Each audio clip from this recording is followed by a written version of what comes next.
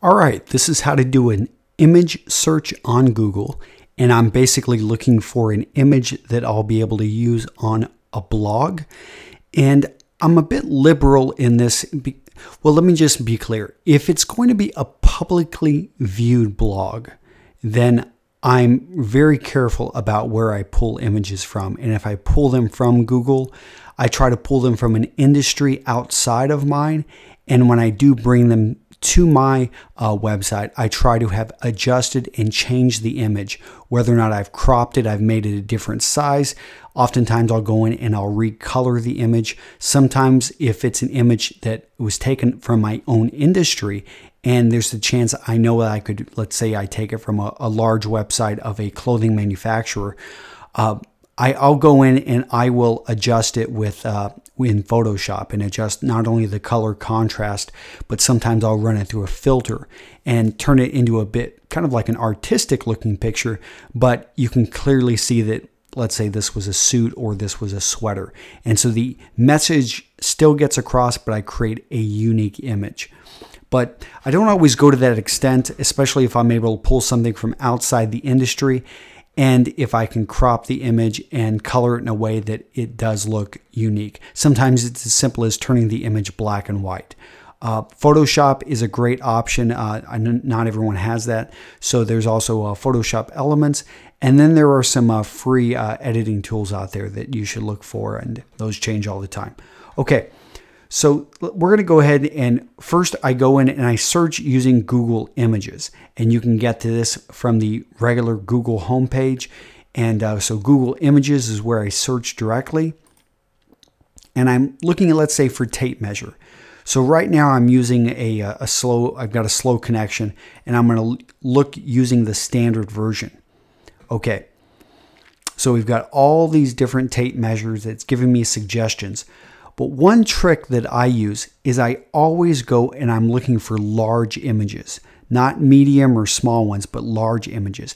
Because if I get a large image, I can always crop it. I can always make it smaller.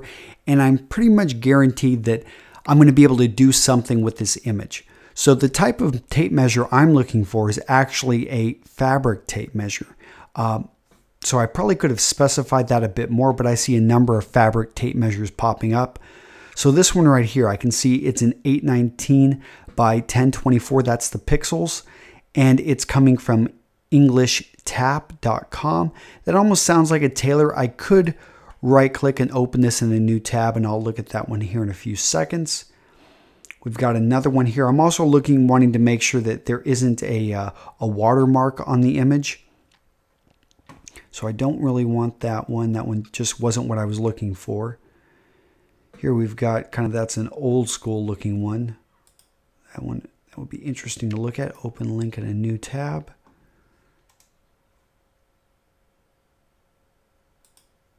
Open link in a new tab. Open link in a new tab. All right, so I'm finding quite a few tape measures which are meeting the needs of what I envision and what I want to show.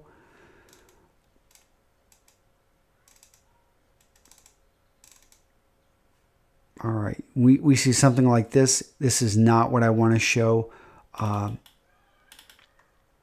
Okay, I'm not seeing anything else. Oh, these right here. This is not, this is obviously, you can't see it maybe, but it's watermarked, and I wouldn't want, so I don't want to use this because it's watermarked, and it looks like it's also coming from somebody in my industry.